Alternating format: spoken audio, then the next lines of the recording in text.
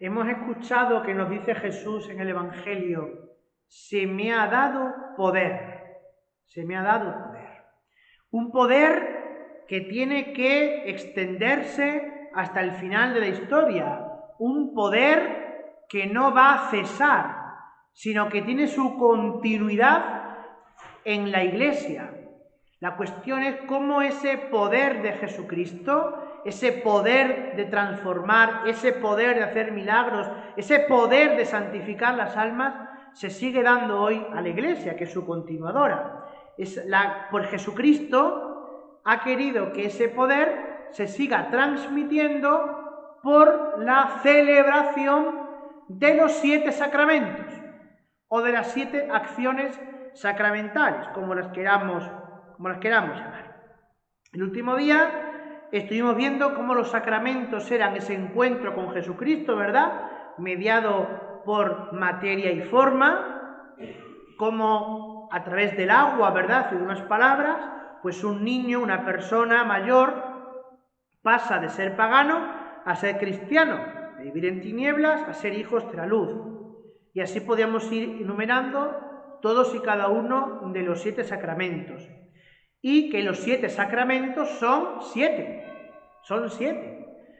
Parece un poco de perogrullo, ¿verdad? Pero es que hasta el siglo XII no se sabían que eran 7 sacramentos. Hasta el siglo XII, a cualquier cosa que utilizase materia y unas palabras, se le llamaba sacramento. Fijaos que San Agustín, por ejemplo, distinguía hasta 600 sacramentos o más. ¿Sí?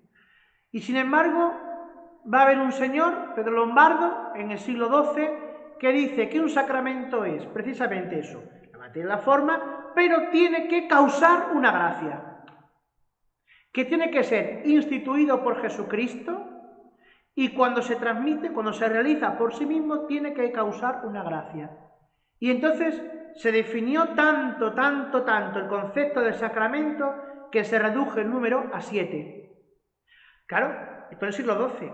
Ves que en el siglo XVI aparece un señor siniestro que se llamaba Martín Lutero. Y Martín Lutero decía que los sacramentos no eran 7. Que en tal caso, los sacramentos podrían ser 2. El bautismo y la Eucaristía.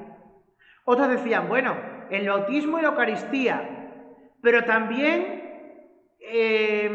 la penitencia. Entonces dicen, ¿por qué la penitencia? Entonces, dependiendo de la rama protestante en la que estuvieras, pues reconocían 2, 3, 4, ninguno. Fijaos que los anabaptistas, esos ni siquiera reconocían el bautismo. Entonces, era un lío. Y llega entonces, en ese siglo, un concilio muy importante en la historia de la Iglesia, que es el Concilio de Trento. El Concilio de Trento. Y el Concilio de Trento, cuando le tocó abordar los sacramentos, dijo lo siguiente: los sacramentos de la nueva ley, de la nueva alianza, es decir, los instituidos por Jesucristo, son ni más ni menos que 7. Son los 7 sacramentos. ¿Que cuáles son? Bautismo, confirmación, penitencia, Eucaristía, unción de enfermos, orden sacerdotal y matrimonio. Nosotros vamos a ver ahora los 3 primeros de esta lista, que son el bautismo, la confirmación y una parte de la penitencia. Estoy en la pregunta 77. ¿Qué es el bautismo? Es el sacramento por el que nacemos a la vida nueva en Cristo, por la gracia. Nos quita el pecado original y nos hace hijos de Dios y miembros de la Iglesia. Con lo cual el bautismo es el sacramento puerta, la puerta del cielo, la puerta de la vida de la gracia, la puerta de la santidad. El camino ordinario de la salvación es el bautismo, estar bautizados. Por eso es tan importante bautizar a los niños, antes de que el diablo siembre su semilla en sus corazones, o que se bauticen incluso en peligro de muerte, ¿no? De hecho, nadie puede ser cristiano si antes no es bautizado. Nadie puede recibir otro sacramento distinto si antes no ha recibido el bautismo. Porque además nos quita el pecado original, que es con el que venimos desde Adán y Eva, ¿verdad? Ese pecado de los orígenes que se remonta desde antiguo y que es la explicación metafísica, teológica, por la que entendemos que muchas veces nosotros estamos inclinados al mal.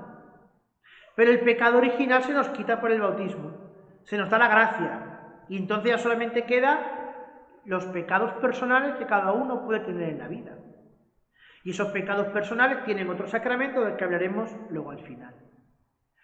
Pero es importante porque este sacramento, digamos que te devuelve a la inocencia original, a la inocencia en la que fueron creados Adán y Eva. Porque Adán y Eva no fueron creados malos, ¿no? De hecho, cuando Dios mira todo lo que ha hecho al mundo y a Adán y a Eva, dice la Escritura, y vio Dios que era muy bueno. Nosotros fuimos creados buenos por Dios, inocentes y santos, y por eso Dios se agradaba en nosotros. Dios se paseaba con el hombre y con la mujer a la hora de la tarde, en la brisa de la tarde. Y Dios disfrutaba con nuestra compañía. Pero ese pecado original, que todo lo estropeó, pues es el que hace que la humanidad a veces sea perversa, sea pervertida. Y por tanto el bautismo nos quita el pecado original, pero queda en nosotros ese reato, esos restos, ¿verdad?, del pecado, que es el que hace que a veces nos inclinemos un poquito hacia el mal. Pero la gracia de Dios nos sostiene, nos previene y evita en nosotros que accedamos a ese mal y caigamos en el pecado. Este sacramento nos hace hijos de Dios y miembros de la Iglesia. Tenemos lo que se llama esta palabra, hay que aprenderla bien, ¿vale? La filiación adoptiva. ¿Qué significa eso? La filiación divina o filiación adoptiva significa que en el momento en que somos bautizados, Dios nos adopta por hijos. Pero claro, ¿Dios cuántos hijos tiene? A ver, ¿cuántos hijos tiene Dios? Uno. Su Hijo unigénito, que se llama Jesucristo. Es el unigénito, el único nacido del Padre. Es Dios de Dios, luz de luz, Dios verdadero de Dios verdadero, engendrado y no creado. Pero nosotros nos unimos a ese Hijo por el bautismo y por tanto nos hacemos hijos de Dios por la gracia. Jesucristo es Hijo de Dios por vía natural y nosotros somos hijos de Dios por vía de la gracia. Por eso decimos que hemos sido adoptados, hemos sido hechos hijos de Dios. Eso es la filiación divina o la filiación divina adoptiva, que Dios nos adopta y nos hace hijos tan hijos como es el Hijo único. ¿Qué hace un hijo? Un hijo tiene tres cosas respecto a su padre. Lo primero, que tiene un deber con el padre, ¿verdad? Un deber de respetarlo, de honrarlo, de cuidarlo. Eso es lo primero que tenemos nosotros con Dios. Un deber con Dios, un deber de respetar a Dios, de honrarlo, de celebrarlo. El hijo tiene una segunda característica respecto al padre, que es entrar en relación con su padre, hablar con el padre, aprender del Padre. Nosotros también con Dios lo mismo, a través de la oración, de los sacramentos, entramos en relación con el Padre. Y la tercera dependencia, o la tercera relación, es la herencia. La herencia. Y cuando los padres mueren, los hijos heredan el patrimonio de sus padres. ¿O no? Bueno, pues aquí ocurre lo mismo, pero a la inversa. Cuando nosotros morimos, heredamos lo que Dios tiene para nosotros. Por lo tanto, tenemos un deber con Dios, una relación con Dios y cobrar, ganar, disfrutar la herencia del patrimonio divino que es el cielo. Es lo mismo, ¿veis? Por eso hablamos de adopción filial, de filiación divina, porque es la relación que tenemos con Dios. ¿Y cómo? Dentro de la iglesia, no fuera de la iglesia, dentro de la iglesia. Porque dentro de la iglesia es donde nosotros hemos conocido a Dios. ¿O no? Es en la iglesia donde hemos tenido noticia de la existencia de Dios, donde hemos palpado casi el amor de Jesucristo, donde se nos ha educado en la devoción y el amor a la Virgen Santísima, a los santos del cielo, disfrutar de la compañía de los ángeles. Por eso nos hacemos miembros de la iglesia, y como miembros de la iglesia nosotros podemos recibir los sacramentos de la iglesia y podemos recibir los bienes espirituales de la iglesia. Quien no forma parte de la iglesia porque no está bautizado o porque ha apostatado, no tiene parte en los bienes de la iglesia, ni tiene parte en la herencia divina, ni puede tratar a Dios como Padre. De la importancia de estar bautizados y de mantener luego nuestro bautismo a lo largo de la vida. Pregunta 78. ¿Qué hace el que bautiza? Derrama agua sobre el bautizado y le dice estas palabras: yo te bautizo en el nombre del Padre y del Hijo y del Espíritu Santo.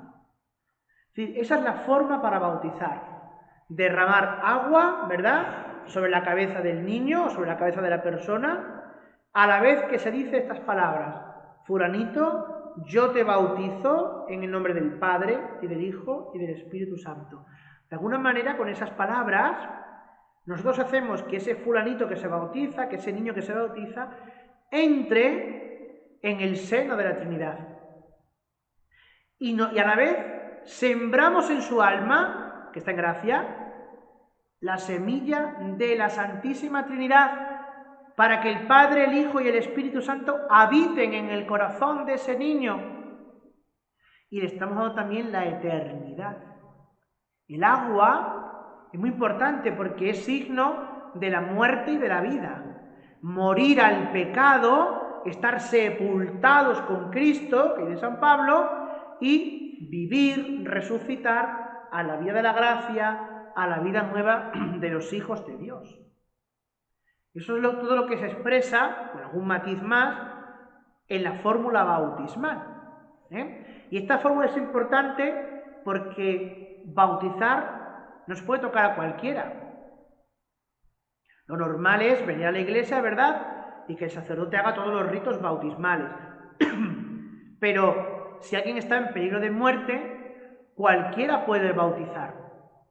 Y eso es una de las cosas que hay que enseñar a la gente, y que los padres tenéis que enseñar a los hijos. Ya me contaba a mí hace poco, en un caso, en un pueblo, de una familia creyente, que el niño pues estuvo para morir en el parto. Y el padre, que estaba asistiendo al parto, el padre, con lo primero que pilló allí, cogió agua y dijo: yo te bautizo en el nombre del Padre, del Hijo y del Espíritu Santo. Luego ya el hijo vive, y a los pocos meses, ya que ya tiene una salud, ¿verdad?, el niño, una estabilidad, le han llevado a la iglesia hace muy poquitos días, hace menos de un mes, y le han hecho todo el resto de los ritos y todas las cosas que había que hacer. Pero veis, ese padre que sabía bautizar se preocupó de la salvación de ese hijo. Ese hijo se puede haber muerto, no es desgracia, ¿verdad?, que se muera un bebecito según nace, pero ese niño hubiera vivido para Dios, porque su papá le bautizó en ese momento. Por eso hay que aprender a bautizar, y no tener miedo de estas cosas.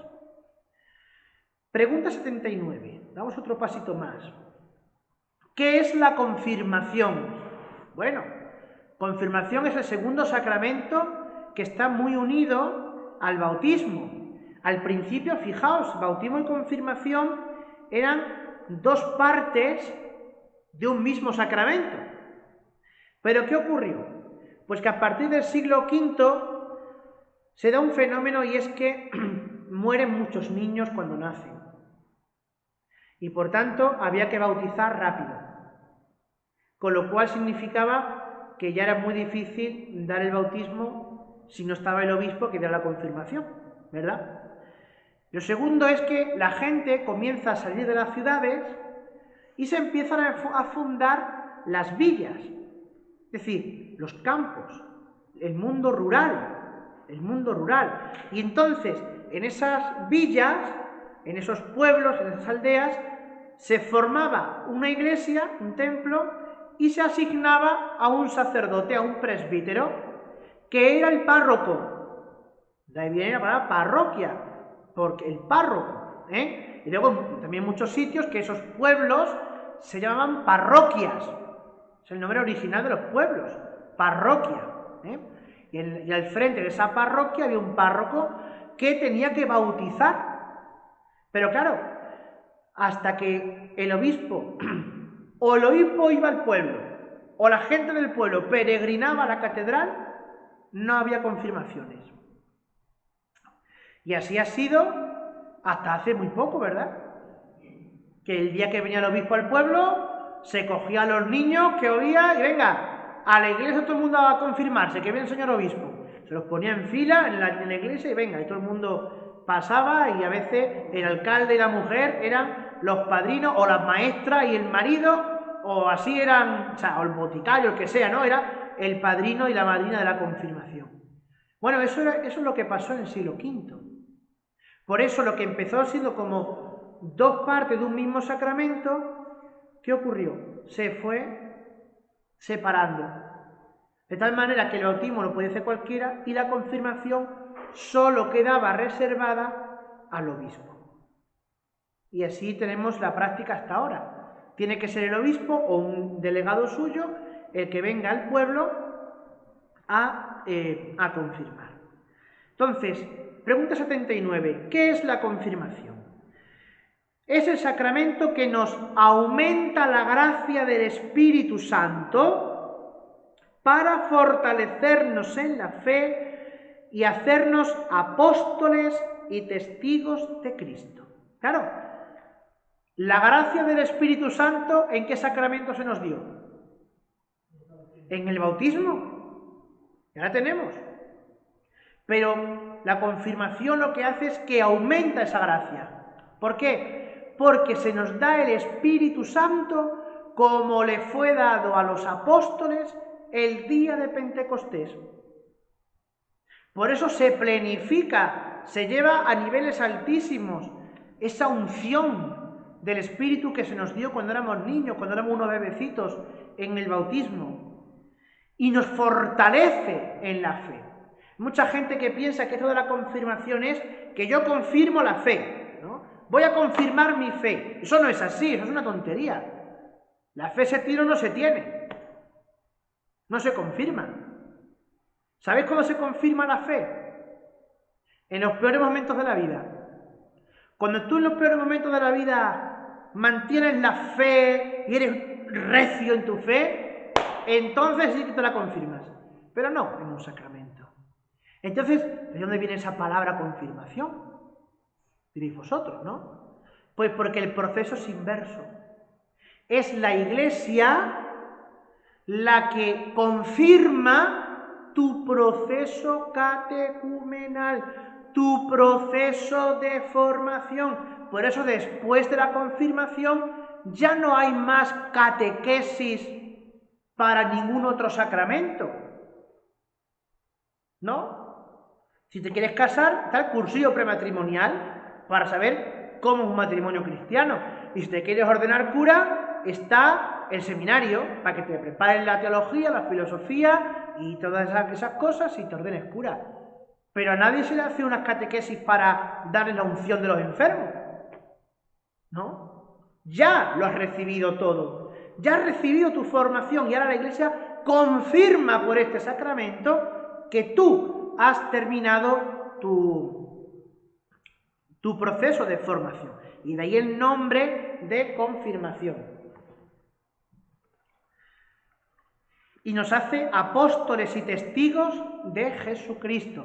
Antiguamente se decía, nos hace soldados de Cristo. Eso lo aprendisteis cuando erais niñas en el catecismo de Astete y Ripalda. Son los mejores catecismos que ha habido siempre. O el catecismo de San Pío X. Son catecismos que hay que recuperar. Todo lo que me estáis escuchando, hay que recuperar esos catecismos. Están muy baratos, ediciones muy baratas, en cualquier editorial y por Amazon te las descargas enseguida. Entonces, se nos decía eso. Nos hace soldados. ¿Y qué hace un soldado? Un soldado se autodisciplina, se prepara, aprende el uso y manejo de las armas y el soldado defiende a su patria.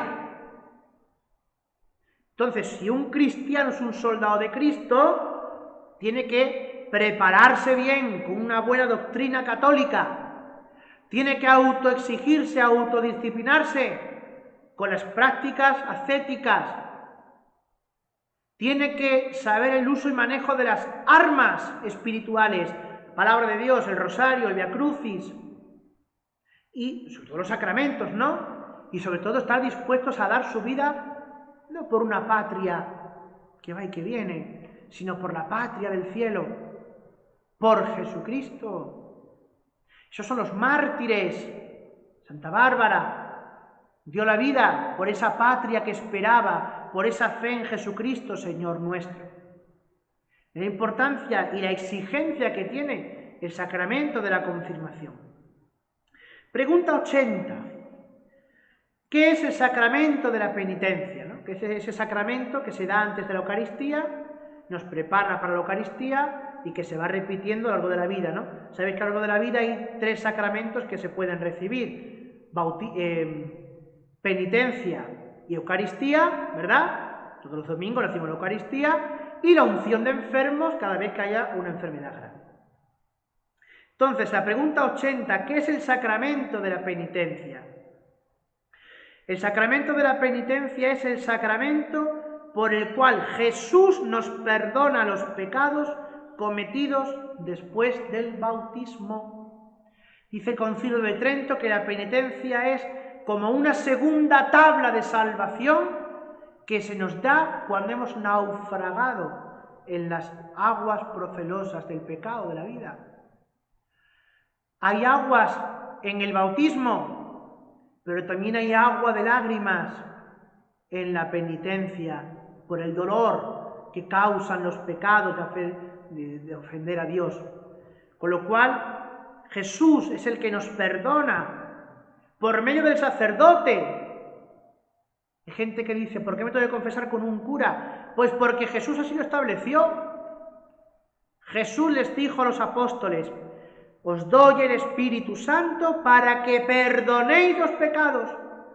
Y a quienes se los perdonéis les quedarán perdonados, quienes se los retengáis les quedan retenidos. Con lo cual el que no se confiesa con un cura, sus pecados no se le perdonan. Y los tiene retenidos. Esto es importante. Esto es importante. Puede haber un caso de necesidad mayor, en que no haya confesores o lo que sea, entonces uno hace un acto de contrición perfecta. Pero la contrición perfecta, que es sentir un dolor fuerte y un desprecio fuerte por los pecados, conlleva que en cuanto puedas te tienes que confesar. No vale decir, bueno, yo hago un acto de contrición perfecta y ya se me perdona todo. No, porque la contrición perfecta conlleva la promesa, el deseo, el votum, que es la palabra técnica, de confesarte quam primum, cuanto antes, en cuanto te sea posible.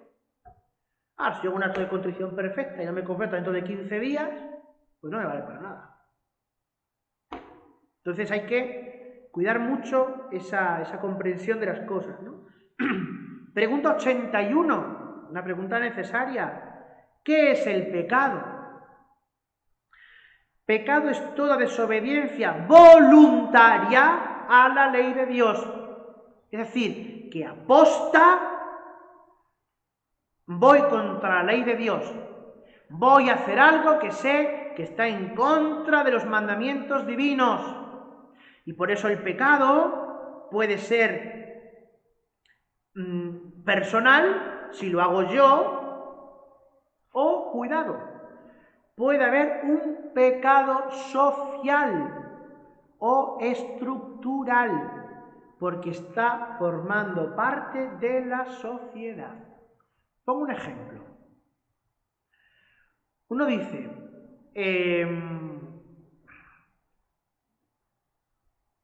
pagar un salario injusto a un obrero, o salarios pobres, ¿vale? Salarios bajos, por ley, y mientras que los productos se encarecen. Eso es una injusticia, eso es un pecado social, un pecado estructural que tiene la sociedad. Pecados estructurales, está por ejemplo eso, a lo mejor el cobro abusivo de impuestos y la poca repercusión que hay luego en las familias, en la sociedad. Un pecado estructural es el pecado de aborto. Máxime, fijaos, cuando estos pecados son aprobados por los parlamentos. Es decir, un parlamento que aprueba un aborto, que aprueba la ley del aborto, por ejemplo, es un pecado, es un parlamento que está en pecado, que somete a una nación al pecado. Y por tanto, según la ley de la Iglesia, que luego nos aplica, los que votan a favor de ese aborto están cooperando con el aborto y conlleva la excomunión, late sentencia. ¿Sabéis lo que significa eso? La excomunión, late sentencia se da por 3 motivos. Por un aborto, por pegar al Papa o atentar contra el Papa, y por violar un secreto de confesión. Late sentencia significa que en el mismo momento, en el mismo segundo, en el mismo minuto que has hecho un acto de estos, estás fuera de la Iglesia. Fuera de la Iglesia. No hace falta que te den papeles ni cosas de esas, fuera. Eso es la comunión, late sentencia. La ferende sentencia, es otro tipo, significa que hay un proceso, un juicio, y luego se te condena a excomunión. Eso cuando hay una herejía, cuando hay un cisma, cuando hay esas cosas, ¿no? U otros pecados. Pero la excomunión está ahí. La excomunión está ahí, ¿no? Entonces, tenemos que ser muy cautos, porque el pecado, repito, puede ser personal, es decir, que yo desobedezca voluntariamente a la ley de Dios, o puede ser estructural y social, eso ya lo definió el Papa Juan Pablo II. La pregunta 82, pero claro, ahora vamos a los pecados personales, ¿no? La pregunta 82 dice, ¿cómo puede ser el pecado? El pecado puede ser venial o mortal. Eso lo tenemos claro, ¿verdad? El venial es mortal, pero esto no puede llevarnos a compadrear. Porque uno dice, bueno, si yo tengo pecado venial, el pecado venial no rompe mi relación con Dios, no rompe la comunión con Dios, no condena mi alma al infierno. Pero ay, amigo, imagínate una pared blanca, muy blanca, muy blanca, muy blanca. Y de repente en esa pared blanca alguien tira un granín pequeñín de tierra o de barro y se mancha la pared. La pared es muy blanca, pero ese blanco ya ha sido roto por un trocito pequeño de barro, de suciedad. Eso es el pecado venial. Va manchando el alma. Y muchas veces el pecado venial tiene el peligro que es corromper el corazón, corromper el alma para no dejarnos ver los pecados mortales. Es verdad que el pecado venial se puede reparar, se puede perdonar con agua bendita, en la misa, en la penitencia de la misa, pero también conviene que sea llevado a la confesión para que el Señor administre una indulgencia sobre él. Y el pecado mortal Este sí, esto es un pecado de muerte, como su propio nombre indica. De muerte, ¿por qué? Porque es una desobediencia libre, pertinaz, voluntaria a la ley de Dios, y lo que hace es que rompe tu amistad con Dios. Mata tu alma, porque rompe tu amistad con Dios, porque desprecias a Dios. Y por tanto, el que muere en pecado mortal no tiene el cielo. ¿Claro? El que muere en pecado venial puede ir al cielo, porque está el purgatorio. Ya hemos hablado de esto, ¿verdad? Si no, hablaremos ya en las últimas catequesis. Está el purgatorio, que está para eso, para purificar, para limpiar, para purgar, para perfeccionar, para blanquear. Pero el infierno no. El infierno están para los que han muerto en pecado mortal. Entonces, pregunta 83, que es la pregunta 83 como aquella de los apóstoles, ¿no? Dice, ¿qué tenemos que hacer? Pues dice, ¿cuándo recibimos el sacramento de la penitencia? Recibimos el sacramento de la penitencia cuando nos confesamos bien y recibimos la absolución. ¿Qué significa confesarse bien? Porque uno dice, bueno, ¿yo cómo sé si me confieso bien o me confieso mal? Para confesarse bien hace falta 5 cosas que son las que lo acabamos de terminar.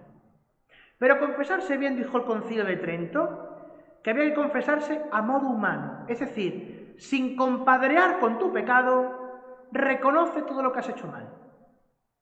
En lo que te acuerdes, en lo que tengas memoria, en lo que tengas conciencia.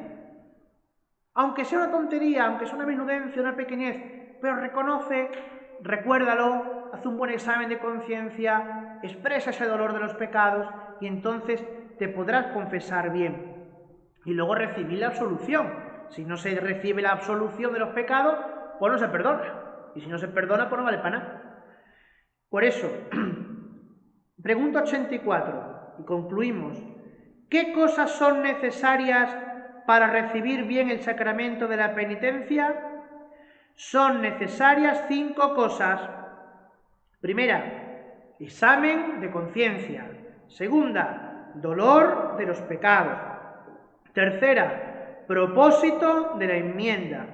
Cuarta, decir los pecados al confesor. Y quinta, cumplir la penitencia. Y de esto ya hablaremos en la próxima semana.